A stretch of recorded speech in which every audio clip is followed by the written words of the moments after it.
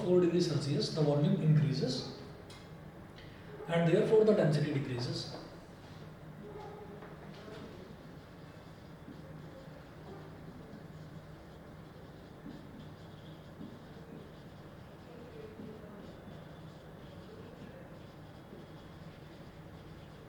And therefore the density decreases.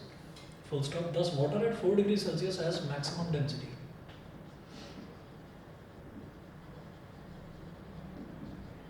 Thus water at 4 degrees Celsius has maximum density.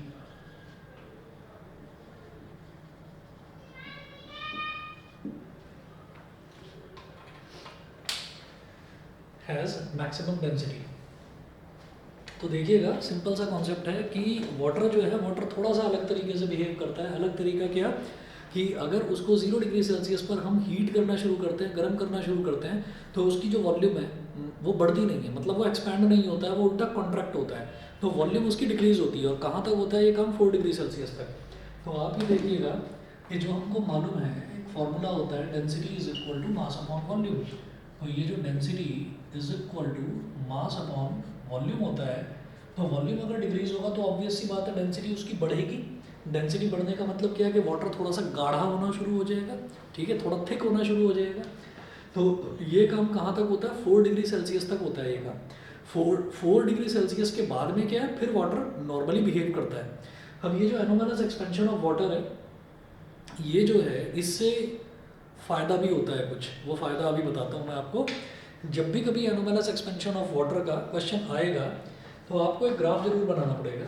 एक तो ये water at 4 degree Celsius has maximum density, इसको एक तो इसको अंडरलाइन कर लीजिए और इसके बाद एक ग्राफ बना लीजिए।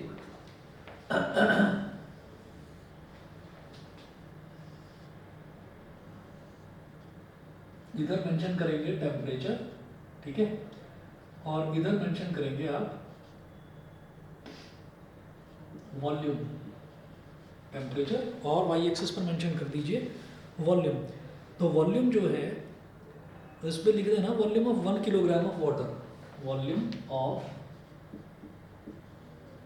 1 kilogram of water, volume of 1 kilogram of water, ठीक है। अच्छा, और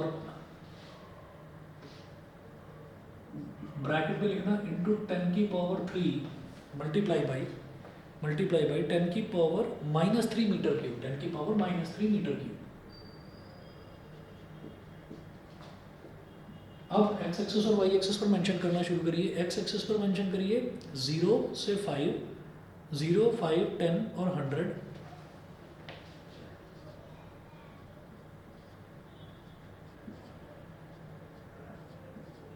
जीरो, 5, 10 और 100 इतना मेंशन कर दिया हमने, और वो भी डिग्री सेल्सियस में।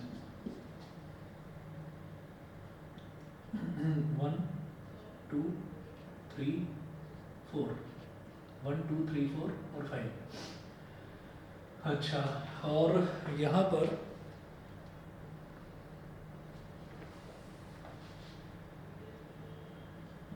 वन पॉइंट 1, 2, 3, 4, 1.0040 इधर लगा दिए, 1 बल्कि 50 लगाइए, 50, ठीक है। ये दो वैल्यूज याद रख लेना, 1.1, 2, 3 और लास्ट में 13। इसके बाद ग्राफ आपको एज इट इज करना है कि 1.00013 से स्टार्ट होगा और ये है 4 डिग्री सेल्सियस, 4। तो यहाँ तक जो है वो वॉल्यूम वो डिक्रीज होगी 4 तक, यहाँ तक डिक्रीज होगी, डिक्रीज होने के बाद उठ जाएगी वॉल्यूम। बस आप समझ जाइए, ये शुरुआत में वॉल्यूम इतनी थी, शुरुआत में 1 किलोग्राम वाटर की वॉल्यूम कितनी थी? 1.00013 इंटू 10 की पावर -3 मीटर क्यूब। तो ये वॉल्यूम थी शुरुआत में।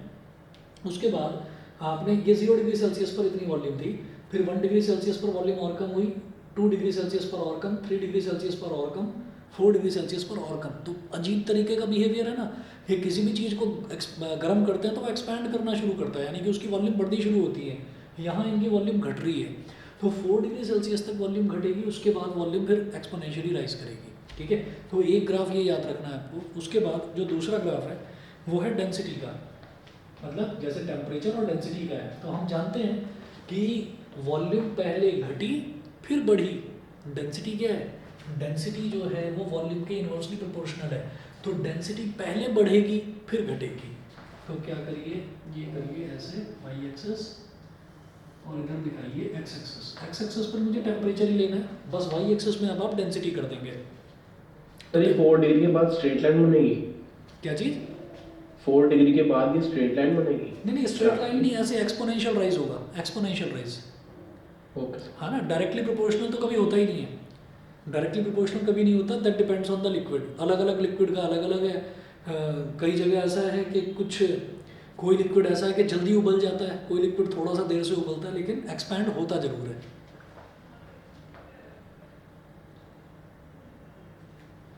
तो एक्स एक्सिस पर आप दिखाएंगे टेम्परेचर डिग्री सेल्सियस वाला वही,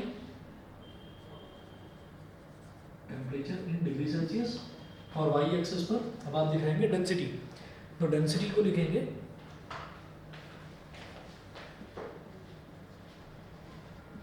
डेंसिटी, यहाँ ब्रैकेट में लिखेंगे इंटू 10 की पावर 3 इंटू 10 की पावर 3 किलोग्राम पर मीटर क्यूब, है ना, किलोग्राम पर मीटर क्यूब, ये हो गया। अब इसकी वैल्यूज वो आपको ये करना पड़ेगा, इधर 0.99970 0.99970, फिर 0.99975, 0.99980, 0.99985, 0.99990, ठीक है, और 0.99995 और 1.00000, ये कर दिया आपने, ठीक। अब क्या करेंगे, ये वैल्यूज आपको याद रखनी, जैसे यहाँ पर 1.5 और 1.00013, एक ये वैल्यू आपको याद रखने वाली होगी। इधर का 4 डिग्री सेल्सियस तो याद रखना ही है एनोमैलस एक्सपेंशन ऑफ वाटर में। पूछा जाए या ना पूछा जाए, वो पूछेंगे नहीं आपसे कि ग्राफ बनाना है, नहीं, ग्राफ बनाना जरूर है। अब देखिएगा यहाँ पर क्या करेंगे कि इधर भी वही वैल्यूज लेंगे, इधर 0 और ये 5 डिग्री सेल्सियस, और फिर ऐसे 10 डिग्री सेल्सियस, 0, 5 और 10, ये ले लिया हमने। तो यहाँ पर फिर वही 1 degree Celsius, 2 degree Celsius, 3 degree Celsius, 4 degree Celsius, इधर मैं 4 मेंशन कर रहा हूँ, ठीक।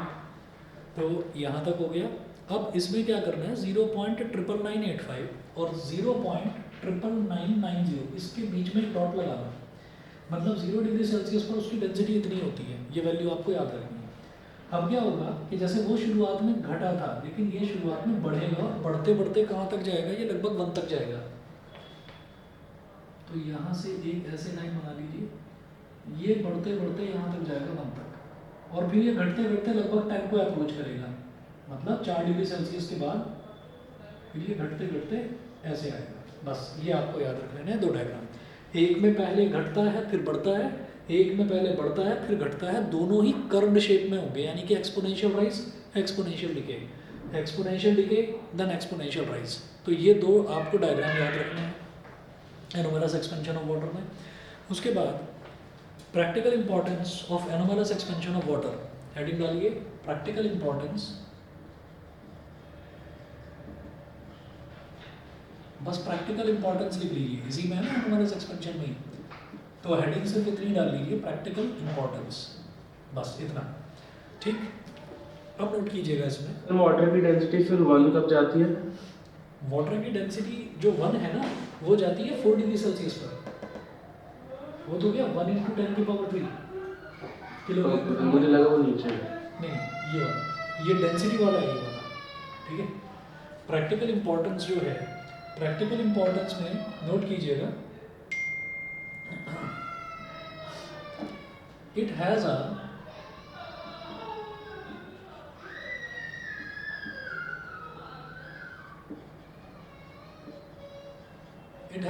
favorable effect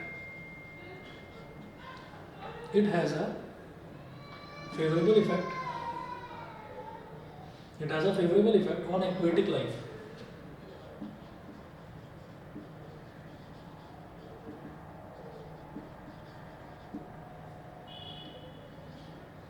It has a favorable effect on aquatic life. अच्छा नोट कीजिएगा, since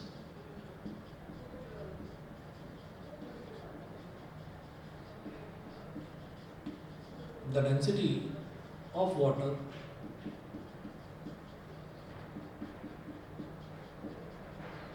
is maximum at 4 degrees Celsius, since the density of water is maximum at 4 degrees Celsius, water at the bottom of the lake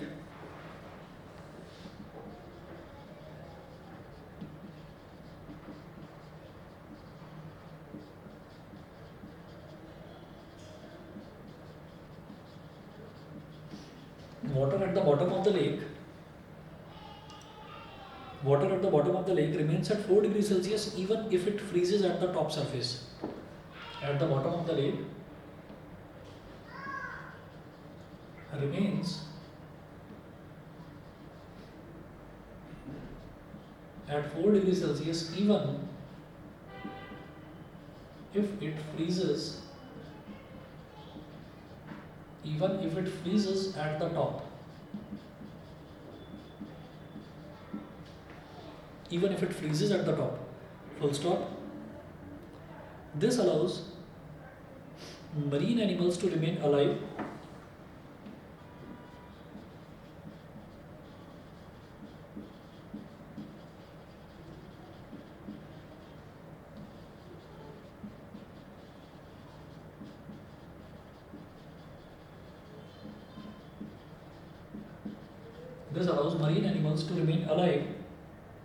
and move freely near the bottom.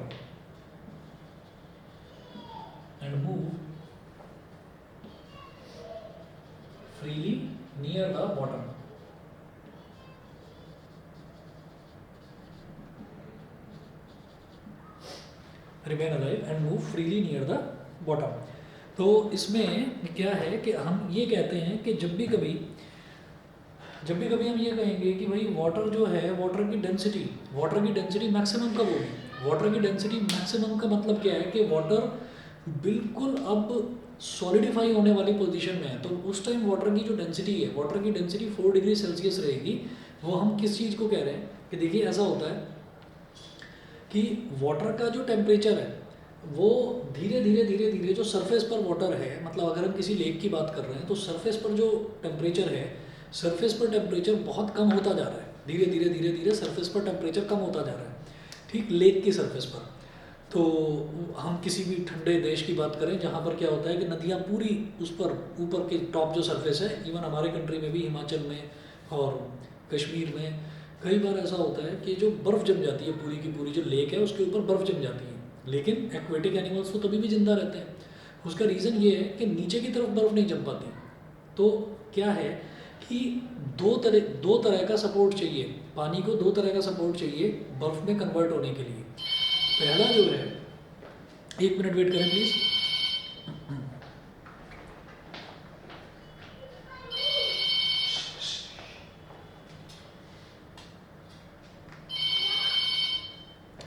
पानी को दो तरह का support चाहिए। एक तो support इस चीज़ का हो गया कि जो टेम्परेचर है एटमॉस्फेयर का, सराउंडिंग का जो टेम्परेचर है वो कम होता चला जाए। एक कंडीशन तो ये चाहिए कि उसका जो सराउंडिंग का जो एटमॉस्फेयर है, वो सराउंडिंग का जो टेम्परेचर है वो कम होता चला जाए। तो पहला तो ये हो गया फेवरेबल कंडीशन, ताकि सरफेस पर बर्फ़ जम जाए उसका। और दूसरा ये है कि जो पानी है, पानी की खुद की प्रॉपर्टी कुछ ऐसी हो कि वो मतलब डेंसिटी उसकी बढ़ती चली जाए। तो अगर पानी की डेंसिटी बढ़ जाएगी, पानी की अगर डेंसिटी बढ़ जाएगी और पानी का जो बाहर का एटमॉस्फेयर है उसका टेम्परेचर भी कम हो जाएगा, तो बर्फ़ जल्दी जम जाएगी। ऐसे ही होता है, आप ये देखिएगा कि अगर आप पानी रखेंगे फ्रीज़र में और एक तरफ आप एक दूसरे कंटेनर में आप मिल्क रख देंगे फ्रीज़र में, तो मिल्क जल्दी फ्रीज़ हो जाएगा, पानी को थोड़ा सा टाइम लगेगा फ्रीज़ होने में। उसका रीज़न ये है क्योंकि मिल्क की डेंसिटी ज़्यादा है। तो ऐसा होता है कि पानी की डेंसिटी ज़्यादा कब होगी? जब पानी का टेम्परेचर, मैं एटमॉस्फेयर के टेम्परेचर की बात नहीं कर रहा हूँ, पानी का टेम्परेचर जब 4 डिग्री सेल्सियस होगा, ठीक। तो जो ऊपर का सरफेस है, ऊपर के सरफेस को बाहर वाला जो एटमॉस्फेयर का टेम्परेचर है उसने सॉलिडिफाई कर दिया, उसने उसको बर्फ़ में कन्वर्ट कर दिया, ठीक है।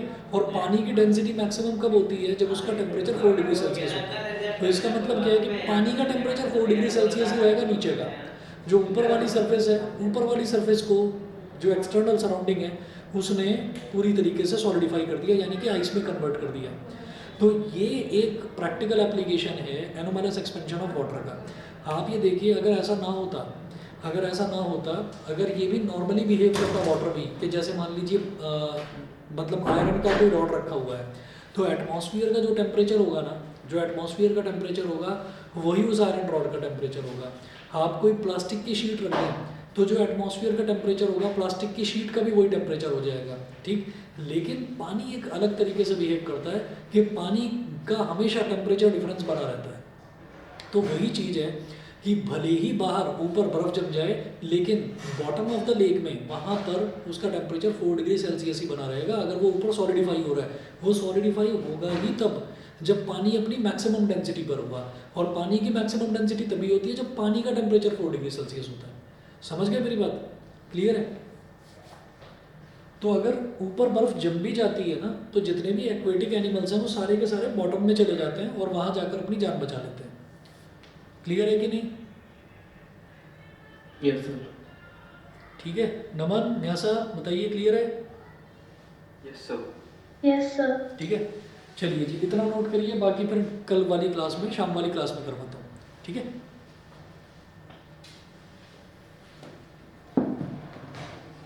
Thank you sir. ओके।